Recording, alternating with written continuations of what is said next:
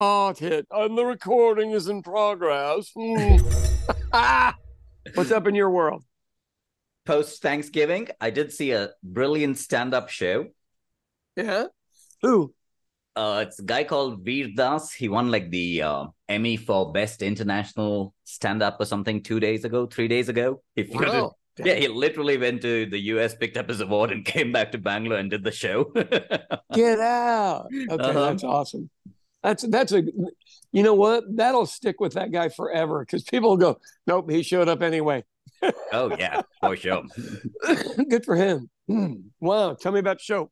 The show was awesome. Initially, see, some of these venues that they keep booking comedians in, especially in Bangalore, aren't designed for a one-man act type setup. It echoes and does all of that weird shit. Yeah. I was really happy because I was like in the front row, second row or something like that from stage because I wanted to sit there. All the VIP seats, those speakers didn't work, so they couldn't hear shit. So they had to move out. I was like, hell yeah, these idiots probably don't even know who this guy is and what his work entails. So I was just Isn't that crazy? In the VIP section giggling. How fun. I, on accident, used to always get sat up front. And I think it's because I look like I don't mind playing along. You know what I mean? Or in your case, you know, they heard your British accent. They're like, we'll put him up front in case they engage the audience. And a smart doorman will do setups for comedians and put the right people in the front row. But I always loved any back and forth. And I never started any. But I have a really, really loud laugh. So it gives them energy rather than, you know, the sit back, make me laugh, motherfucker. I was always, you know, easy to entertain because I was there to have fun. Some people are there to not have fun, but most people are there to have fun. Like, especially the dudes in the VIP section who screamed, this is not what we paid for. I was like, dude, he's trying. Sean, the brilliant part was he didn't lose his shit because I definitely would have. Like, he literally got off stage in between the first 3 minutes of his act, and he said he's going to restart the show, went down to the sound engineer, and checked with each section of the audience who can hear, who cannot hear him, and tried to help out. And then he went back and just went right into the show. Good for him. That's a pro. Yeah. Well, I don't, you know, the folks that do the VIP section deal are there so they can tell their friends they were there. They are not there because they are lovers of comedy. Is the way I would put it. Like, I sat there literally like I was sitting in a classroom, whereas the other people didn't give a shit about what some of his jokes were about. Right. But spent their whole night there. It's a weird mix. I've owned a lot of gourmet restaurants, and when you first open, you really want people that want to come try your food. That's not who you get for months. You get people who want to be able to tell people that they were there first. Oh, yes. And that territorial pissing competition. Yeah. And in a lot of cases, they don't even like food. And you go, why did you come to you could eat shitty food at home. You know, you go to a new restaurant and go, well, I'll have this apple dish, but I want it done this way, and this way. And you go, oh, so we can all have your mediocre ideas of food. Great. Hey, man, I made some chicken biryani soup on Friday here. And basically what I did is made the rice, but, you know, made the biryani broth and just thinned it out. So, man, that shit was dynamite. Wow. Nice. Yeah. And everybody. I think you've made this before, right? No, I've never. So I showed you my way of, as a restaurateur, how I would make biryani. Please, nobody write me a letter. I know it's not authentic. I know that. I'm in the country of non-authentic foods. What you do is you get all of the flavors of biryani with just like a broth, because it's been cold as shit here for 3 days. I mean, cold. And so everybody wants something, you know, nobody wants a big bowl of rice. To us, that doesn't make sense. But what they really do like is that same thing with a little more broth. Huh. I have no explanation for it. But I was missing I was missing fresh cilantro. That was the only thing I was missing out of the whole thing. But of course, nobody here knew that it was supposed to have it. So, well, that's one way to do it. Well, I try to get over the fact that cardamom is in a dish because we only use it for desserts. Oh, yeah. Right. I mean, and that would be, I would say, the whole British Isles and America only use it for desserts. We just, so that's a throw off, but it is a marvelous aromatic in that dish, by the way. So if anybody wants to try that, you let me know. When they make those biryanis, especially for like the cloves and the cardamom, right. the cinnamon stick, all of that, they usually just tie it in a little muslin cloth pouch so that you can just pull that thing out. Mm-hmm. Yeah.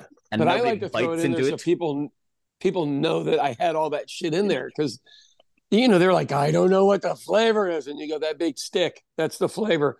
That little thing that just got caught in your teeth, that's the flavor. I mean, oh, good Lord, Sean. Lord, help me, brother, help me.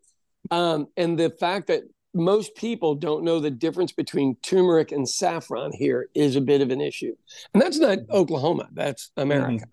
Yeah. Very, very few know the difference. And saffron, we've always thought to be the gold standard of spices, and really it's quite reasonably priced over here. Yeah.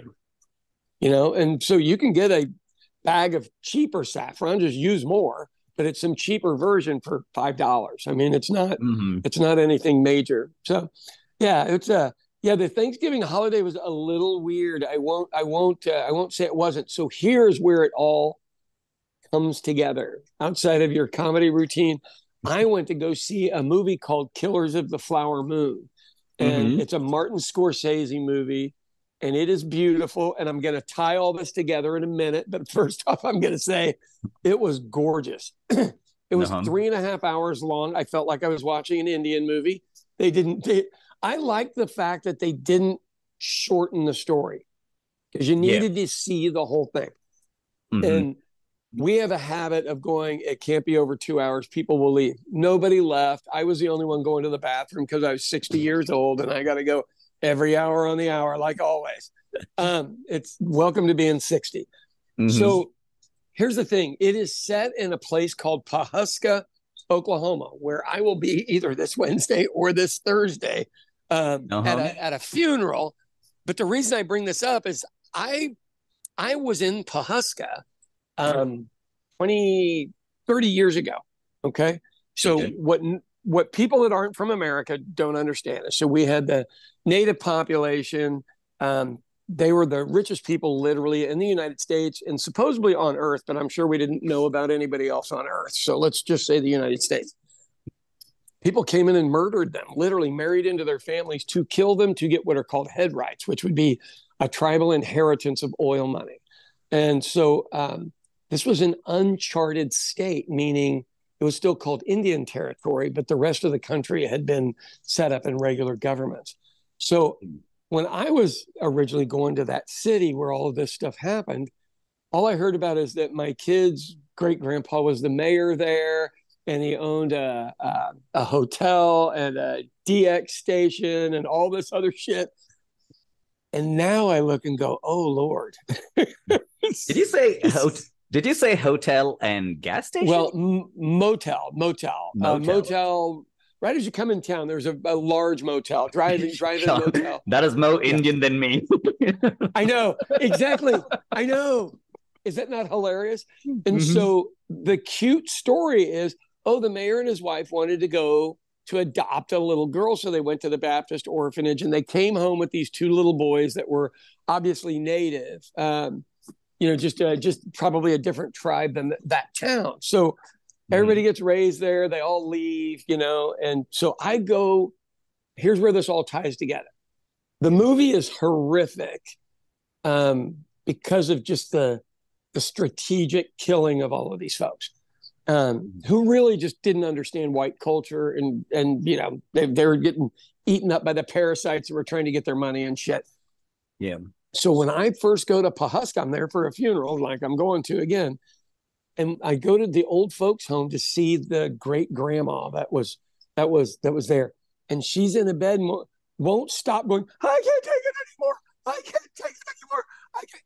And this goes on while she's awake all the time. And now it may start to make sense. After I've seen the movie, they were involved in local government, which if you were, might have been involved in the stuff. I mean, it's just, the story is just awful. And but I encourage everybody to go watch it. It's a beautiful film, but it's the plague of unscrupulous people showing up to take advantage of folks. But I will be there again on Thursday. And since I was there originally, where the place looked all broken down and tore up, now the whole place is redone. And, the tribes got into gambling and it seemed to change their fortunes around. So I know that's a long, weird little story. Here's the cute part, though. Right. So when I'm there first, I'm maybe 27 years old or 25 years old, somewhere in there. And I'm at the graveyard. So I go walking around the graveyard and I'm looking at some of the names. And so it would be, Red Tail Robin O'Shaughnessy. It'd be Black Bear, McInerney, all this. So all of these Irish names that had married into the tribe. And so I was fascinated by the whole thing. So that the second time we're there, we're doing something at the graveyards and we're leaving, trying to get out of there. And so there's this little dog in the middle of the road, real sweet little thing. And this old lady just comes barreling by and runs it over and snaps its neck right in front of my son and myself, my oldest son. And we were just sitting there horrified, but she just stopped her car on top of it. We're like, move forward, move forward. I mean, it was a terrible comedy of errors. She finally moves the car and my son's big old wide-eyed and everything. And now, as I know more about the history there, I'm like, holy shit, that was a warning to get the hell out of that place. I mean, it's just bad juju, buddy. So that stuff was happening at the same time as the Tulsa race massacre. Oh, wow. Right. Okay. So so technically at the exact same time. Concurrent events, like in two corners of the state. Wow. Right. Where people had literally so Tulsa Race Massacre, the Black Wall Street, the blacks had this area of Tulsa. They had a large business street. They were doing well. They traded with all the whites, traded with the natives. We've always had a high population of minorities here that then get scared off. I mean, that's just a fact. Write me a nasty letter. I don't give a shit. That's what I've witnessed. And so as soon as the blacks were successful enough, they were basically attacked by a fake story. And here's where it gets weird. I had a guy work with me in one of my restaurant kitchens that was like, yeah, my grandpa was the guy flying the plane, dropping the gas bombs on him. And I was like, why would you tell people that? And he goes, well, it's true. I was like, and he was Jewish. Oh, wow. Not his dad, his grandpa. Yeah, it was one of because he'd been a World War I pilot or whatever the deal was, how to fly one of those. And he was literally dropping Molotov cocktails on the houses. Yeah, he was the guy that burned it down. The crop dusting airplane that you see in those old pictures. Right. That was him.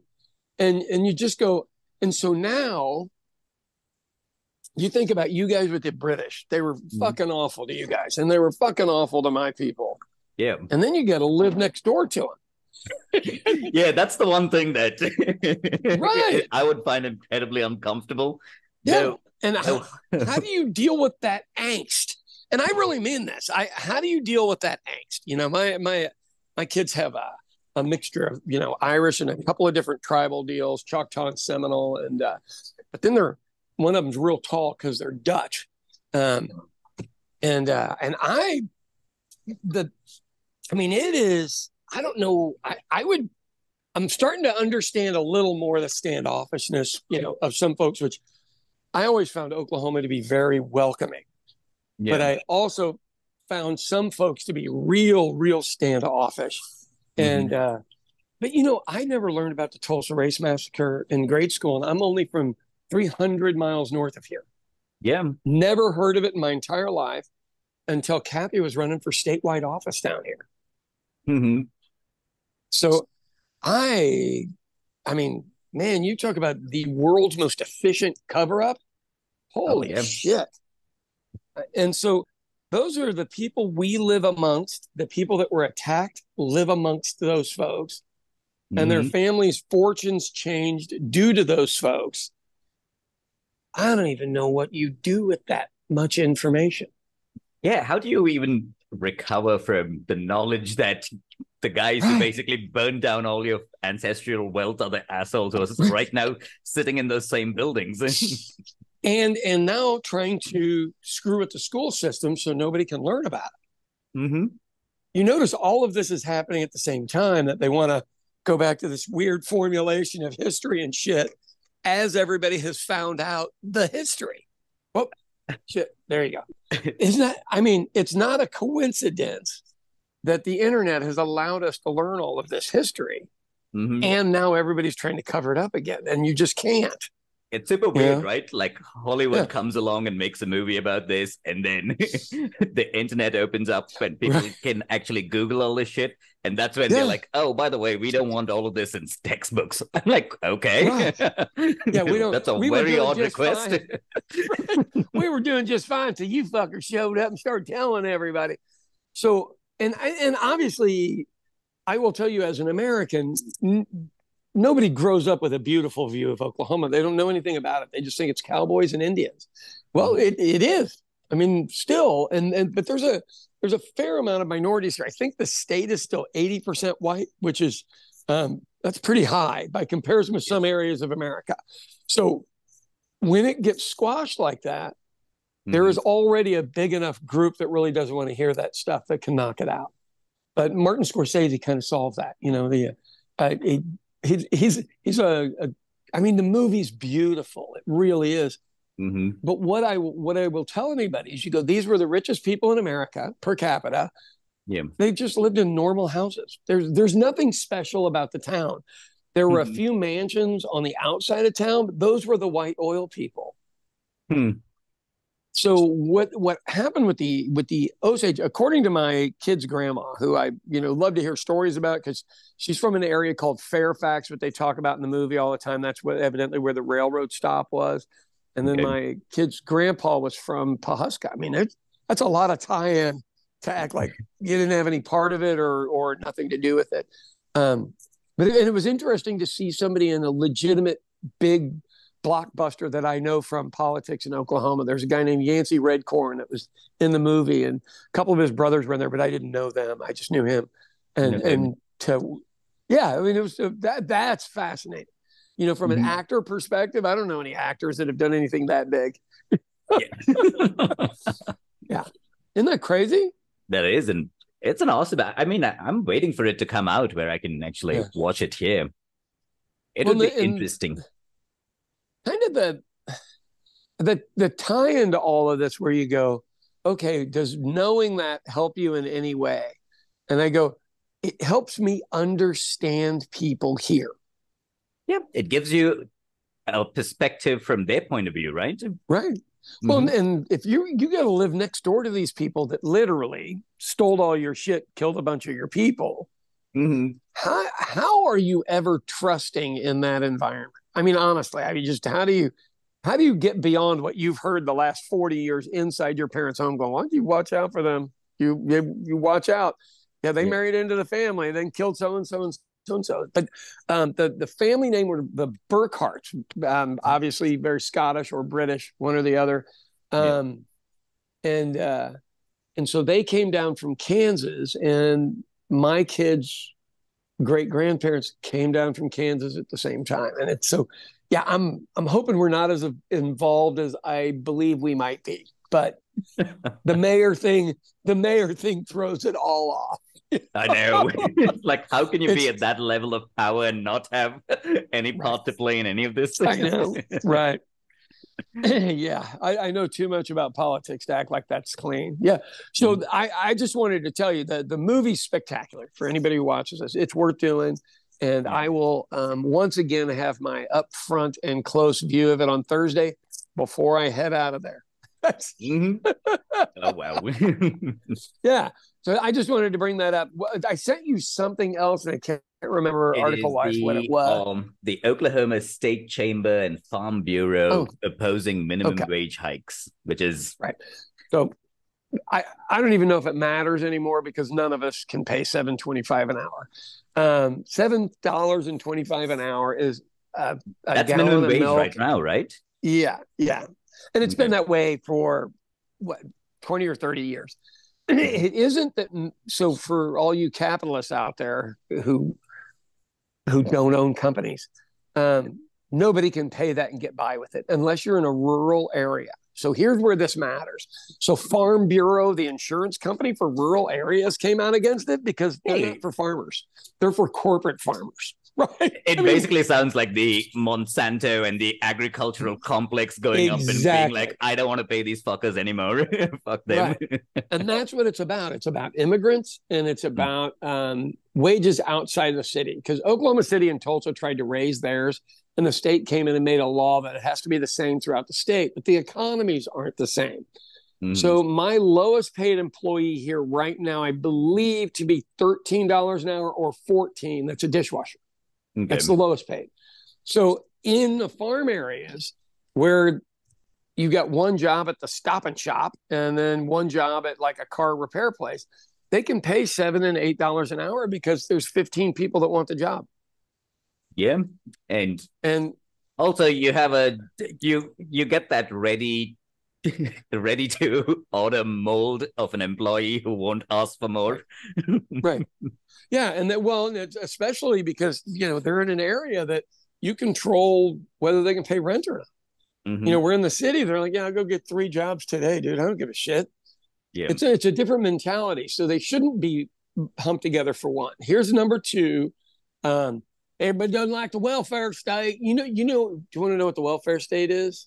The welfare state is the companies who pay somebody $7 an hour, and then citizens in the area around it in the federal government pay their housing, pay their insurance. Yeah, they don't pay for cars. That is what has cover always all the other shit. That has always confused me about this thing where they don't understand that if they are shortchanging the employees, somebody else picks up that tab, and it's not the company. No, they don't give a shit. Actually, right, and you can't get people to understand that either. Yeah. The larger companies have done a way better job selling the deal of why you want the federal government in here telling us what to do. That's literally they're selling. Everybody, hell with Joe Biden. I mean, Joe Biden and Barack Obama are the only reason they have insurance. I mean, otherwise you'd be dying at home hoping one of your relatives comes by to feed you.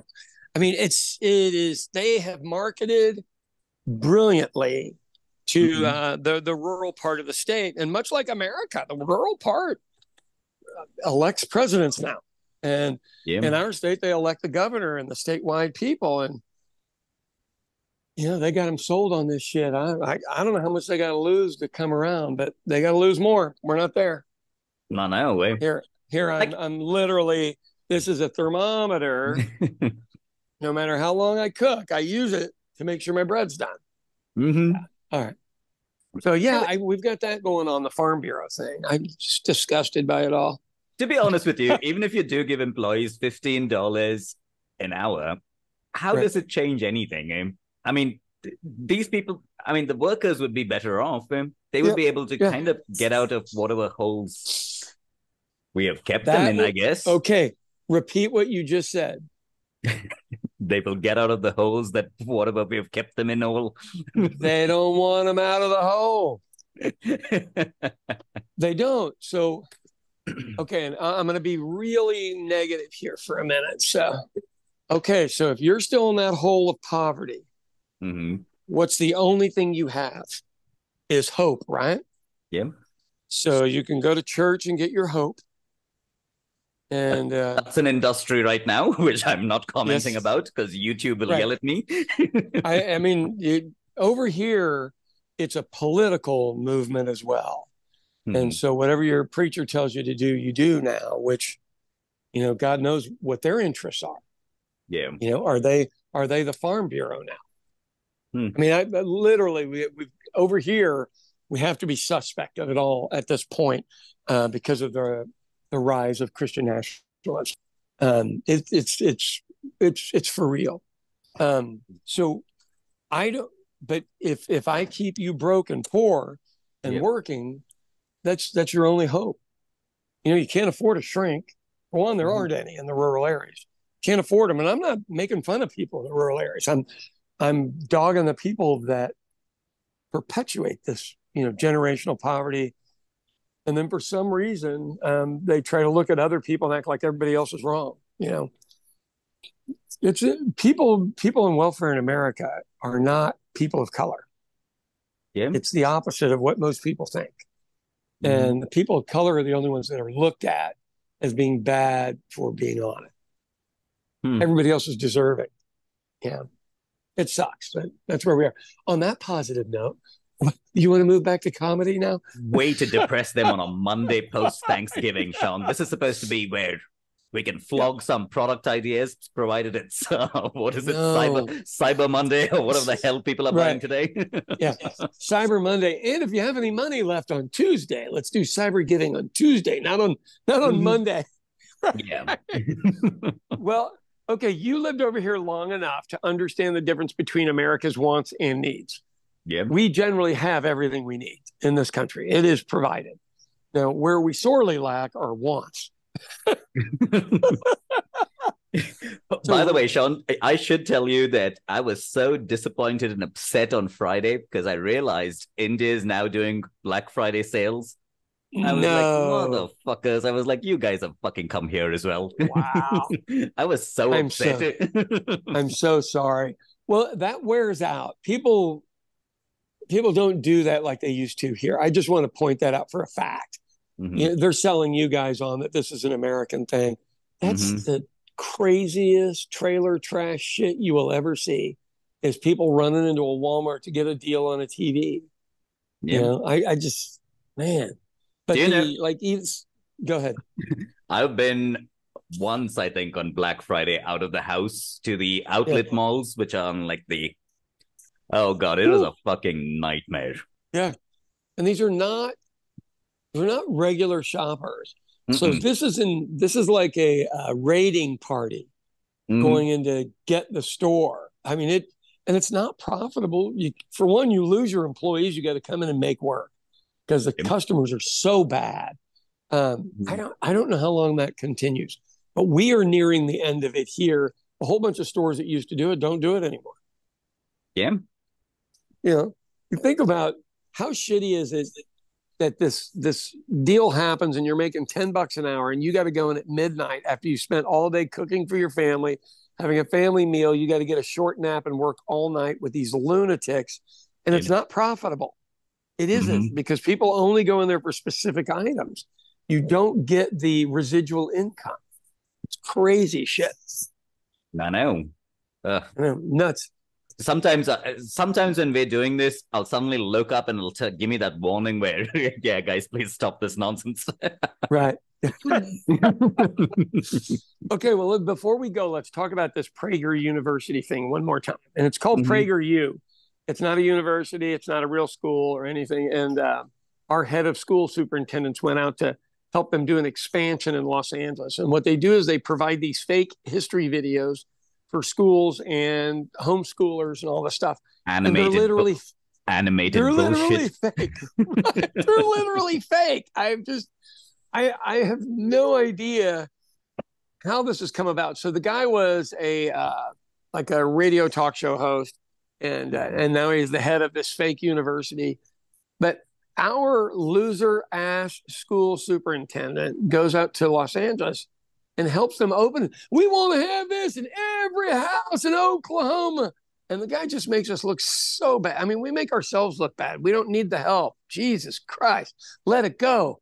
Sean, by the way, you and I are great script writers. I do know an animator. I think we should create the yin and yang, which is the opposite of whatever this PragerU is. And I'm just going to start putting it up on our YouTube channel because we have plenty of views.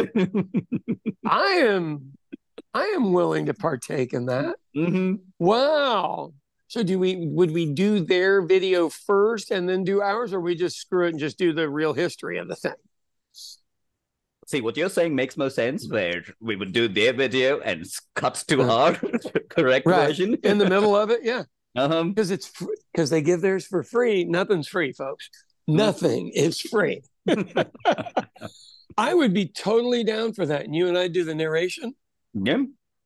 Wow. Because I don't know if you've seen the the latest scandal out of their grouping was that they were doing because the last one was hey, people learned good things when they were enslaved that they could use in the real world. You're like, you just can't say stuff like that, folks. This is literally why your gravy tastes bad at Thanksgiving, because you're this.